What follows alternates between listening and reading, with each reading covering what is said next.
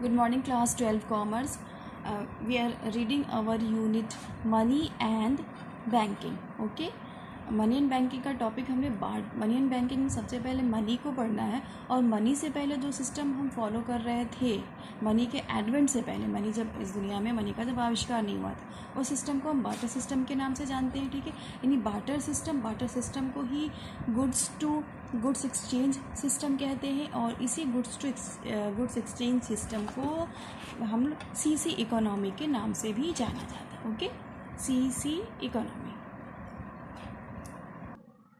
Barter system की meaning भी हमने देख ली थी। बार्टर सिस्टम का सिंपल सा मीनिंग है, जब एक गुड्स को दूसरे गुड्स के साथ एक्सचेंज किया जाता है तो ये बार्टर सिस्टम कहलाता है। But goods to goods exchange system या बार्टर सिस्टम या सीसी इकोनॉमी में क्या प्रॉब्लम आई थी, क्या डिफ़िकल्टीज़ आई थी, उस डिफ़िकल्टीज़ को भी हमने डिस्कस किया था। Today again I am explaining here. फिर से इसको एक्सप्लेन कर लेते हैं और डिस्कस कर लेते हैं।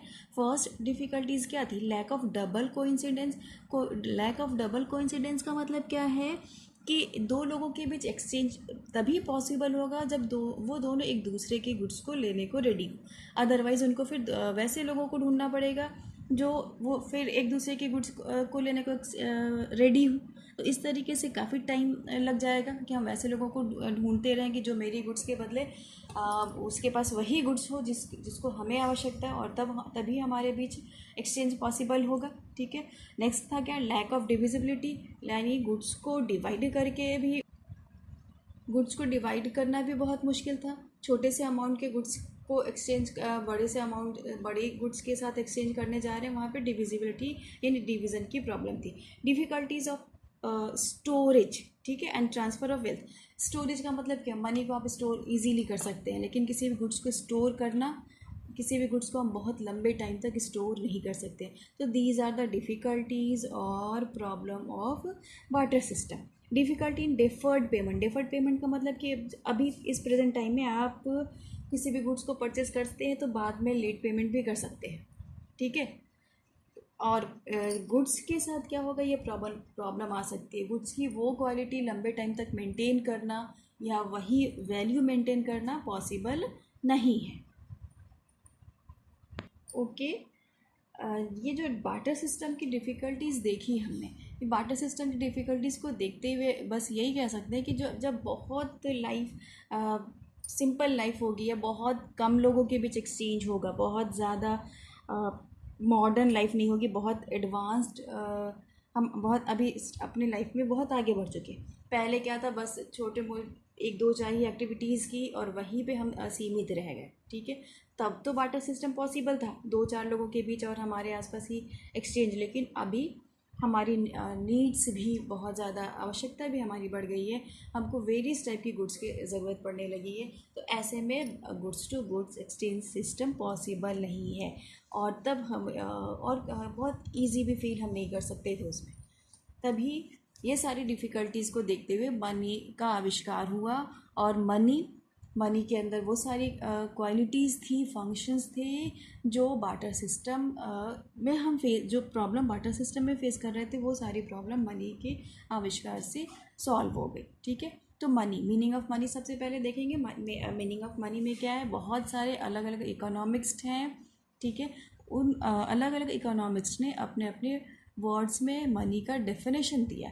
सबसे सिंपल डेफिनेशन हम देख सकते हैं, जो बहुत ज़्यादा इजी भी है और बहुत ज़्यादा सही भी है। That is money is a medium of exchange. Money is a medium of exchange का मतलब क्या है? As a student you have the need of pen. अगर आपको पेन की आवश्यकता है, पेन की ज़रूरत है, आप मनी लेके गए शॉप से, पेन लिया, ये क्या हो गया? मनी से पेन खरीदा। तो मनी क्या है? मीडियम ऑफ एक्सचेंज हुआ।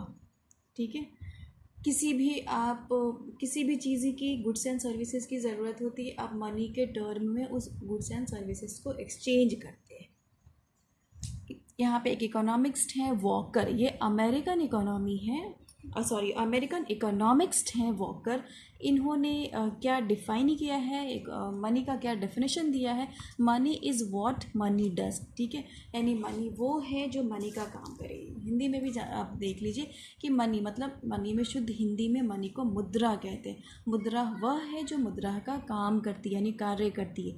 इसको हम तो ये डेफिनेशन किसने दिया है, वॉकर ने। आपके ये यहाँ पे अगेन आप देख लीजिए जो चेंजेस हुए हैं आपके कोर्सेज़ में, कि आपको इस तरीके से बताया जाए, पढ़ाया जाए कि जो क्वेश्चन, कुछ क्वेश्चन जो आपके कॉम्पिटिटिव एग्जामिनेशंस में आते हैं, ये क्वेश्चंस भी आते हैं कि who define money is what money does. ये डेफिनेशन किसने दिया, आप वहाँ पे लगाएंगे वॉकर, ठीक है, बताएंगे वॉकर।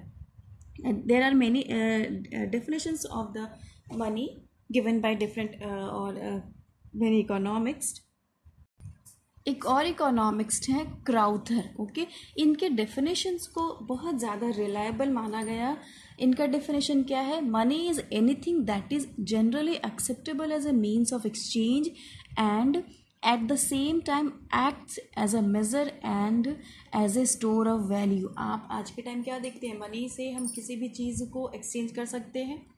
आपको शूज़ चाहिए, आपने मनी दिया, शूज़ ले लिया। आपको क्लॉथ्स चाहिए, आपने मनी दिया, क्लॉथ्स ले लिया। बुक्स चाहिए, आपने शॉपकीपर को मनी दिया और बुक्स ले लिया। अब उस शॉपकीपर की कुछ और नीड्स होगी, वो उस मनी को कहीं और ले गया और अपनी नीड्स की चीज़ें ले आया। तो इस तरीके से एक्सचेंज हमारा पॉसिबल हो गया। यहाँ पे जो लैक ऑफ डबल कोइंसिडेंस वाली जो प्रॉब्लम्स फेस कर रहे थे, वो प्रॉब्लम हमारी सॉल्व हुई, ठीक है।